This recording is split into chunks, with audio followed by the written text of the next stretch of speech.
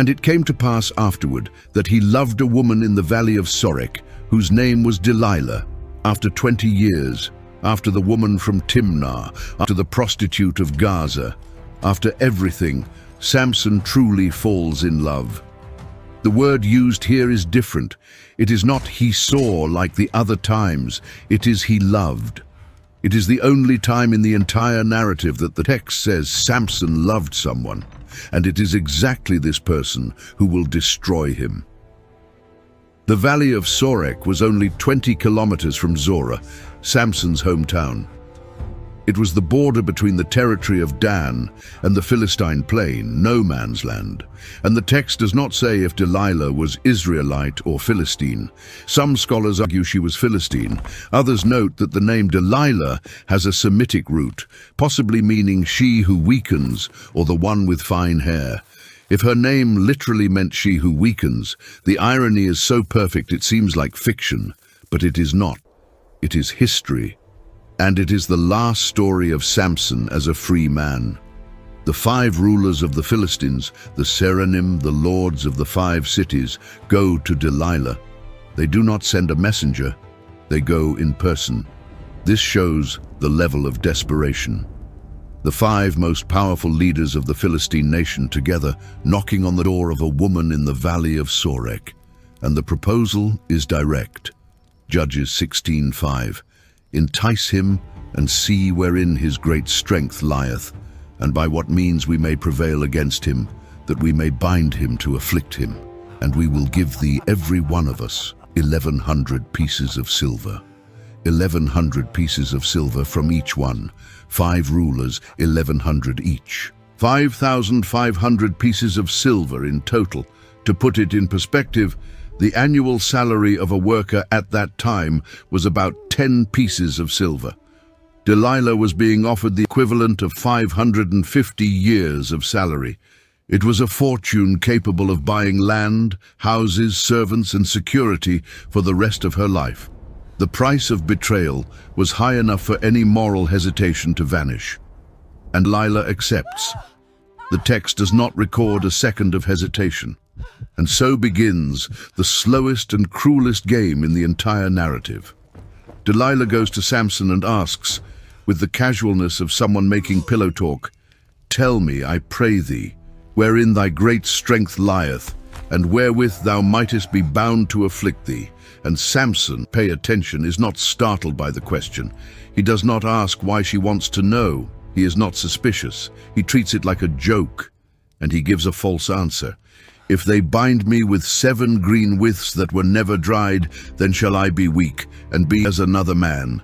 7 green bowstrings, animal tendons still fresh, which retain elasticity and resistance."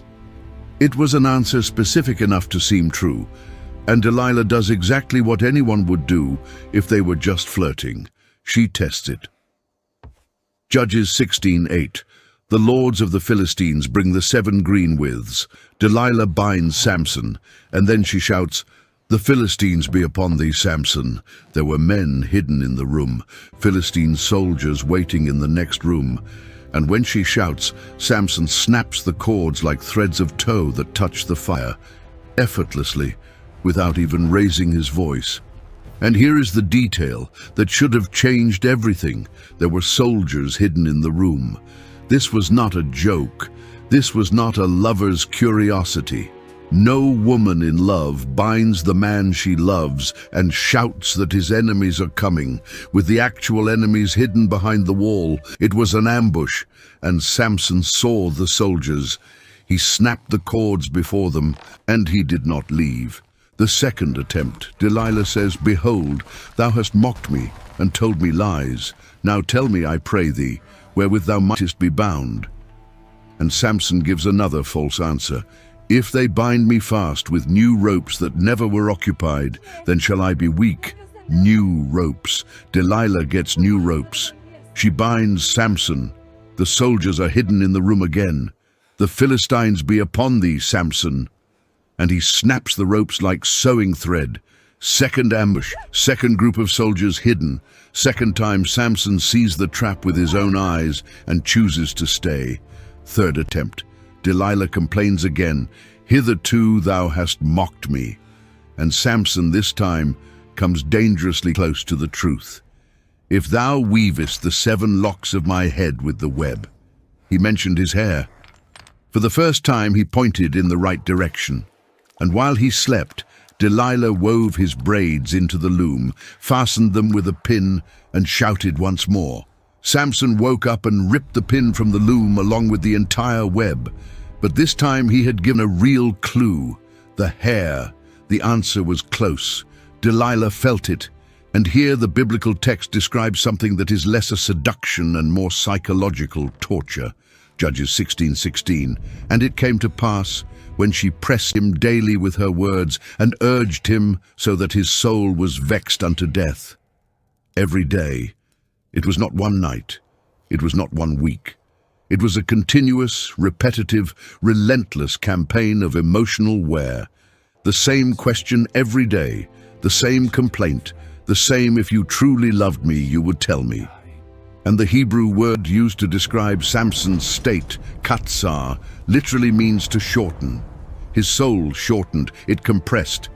The internal resistance that kept the secret protected was being eroded day after day, like water over stone. And Samson, the man who resisted 1,000 Philistines, who ripped off the gates of Gaza, who tore a lion with his bare hands, could not resist a woman who asked the same thing every day. The strength that came from the Spirit was supernatural, but the weakness that lived inside him was completely human. Judges 16:17. "That he told her all his heart, and said, There hath not come a razor upon mine head, for I have been a Nazarite unto God from my mother's womb. If I be shaven, then my strength will go from me, and I shall become weak and be like any other man." It is the first time in the entire narrative that Samson mentions his Nazarite vow. In 16 chapters of violence, desire, revenge, and power, this is the first time he acknowledges out loud where all of that comes from. And he tells it to the wrong person. And Delilah knew that this time it was true. The text says, "And when Delilah saw that he had told her all his heart, she noticed the difference. The first 3 answers had the lightness of a lie. This one had the weight of a confession. And she sent for the lords of the Philistines one last time. Come up this once, for he hath showed me all his heart." And they came, with the silver in their hands. The scene that follows is narrated with an economy of words that amplifies the horror. Judges 16:19. "And she made him sleep upon her knees." He slept on her lap, the most vulnerable and intimate place that exists. Samson's head, the same head whose hair had never been touched by a razor since his mother's womb, resting on the knees of the woman who already had the money counted. And she called for a man, and she caused him to shave off the 7 locks of his head. An unknown barber, no name, no face. Only hands with a razor, cutting in silence while Samson slept. Each braid that fell was a thread of the covenant being cut. Each lock on the floor was a promise unraveling. And when the last braid fell, the text adds words that are the true climax of Samson's entire story. It is not the destruction of the temple. It is not death. It is this, and his strength went from him. All his life, since before he was born, the Spirit had been with Samson. Through every mistake, every wrong woman, every act of violence for personal reasons, every disrespect for the vow, the Spirit remained. But there was a line, and Samson finally crossed it. It was not the sex with the prostitute that drove the Spirit away. It was not the dead. It was not the arrogance. It was the voluntary surrender of the last symbol of the covenant.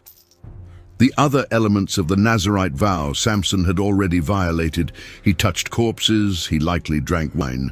But the hair was the visible sign, the last thread connecting the man to the purpose for which he had been born. And he handed that thread over on the knees of a woman who sold him for silver.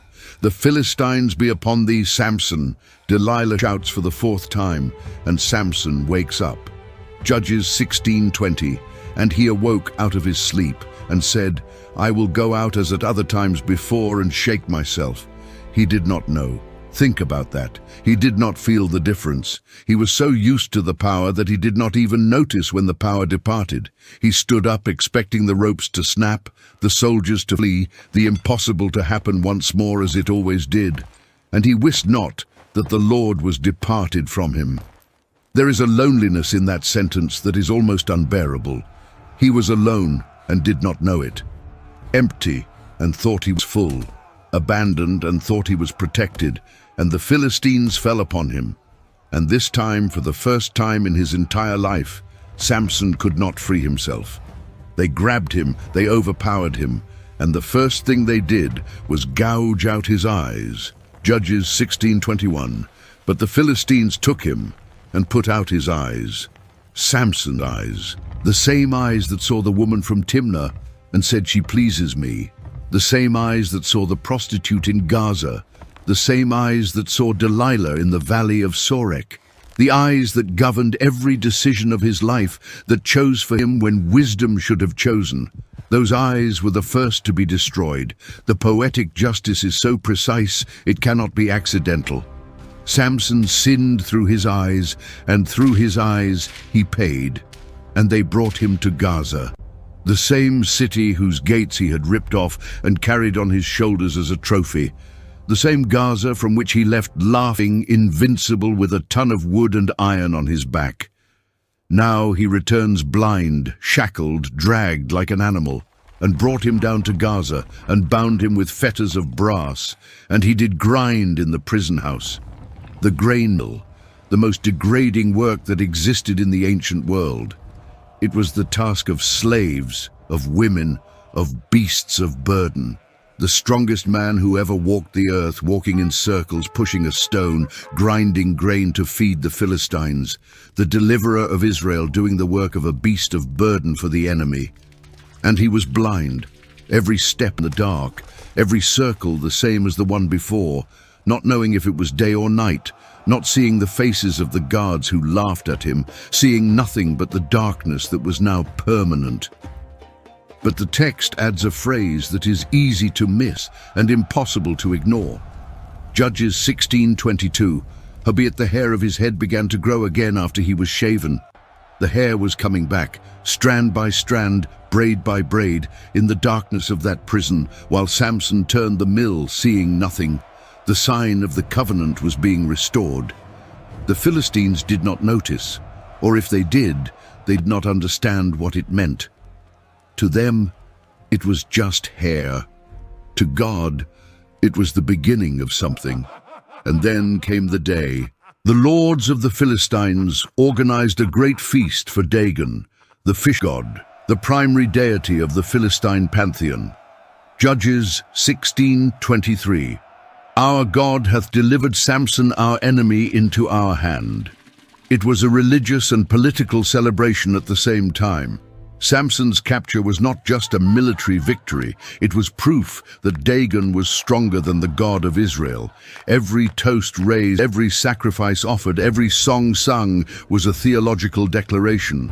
Our God defeated theirs. The Temple of Dagon in Gaza was a massive structure.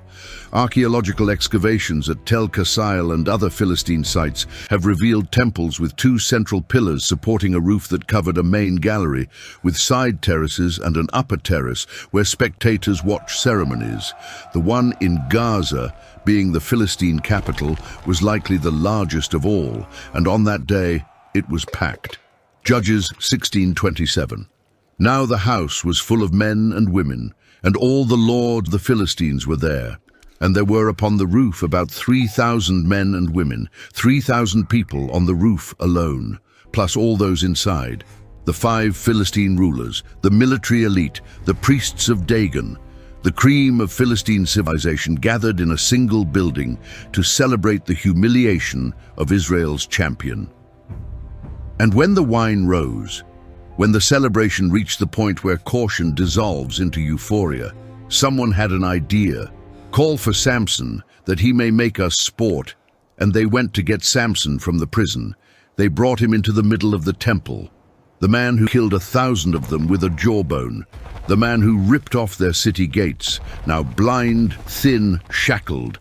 And they set him between the pillars, and they laughed. 3,000 people on the roof laughing, hundreds more on the ground floor shouting. The lords of the Philistines toasting. The humiliation was total, complete, absolute. And Samson, in the dark, hearing every laugh, feeling the ground shake under the feet of thousands of people dancing above him, said to the lad who led him by the hand, "Suffer me that I may feel the pillars whereupon the house standeth, that I may lean upon them." A simple request, a blind man wanting to support himself. The lad did not think twice, and Samson placed his hands on the two central pillars, one on his right hand, the other on his left, and he prayed. Judges 16:28. O Lord God, remember me, I pray thee, and strengthen me, I pray thee, only this once, O God, that I may be at once avenged of the Philistines for my two eyes.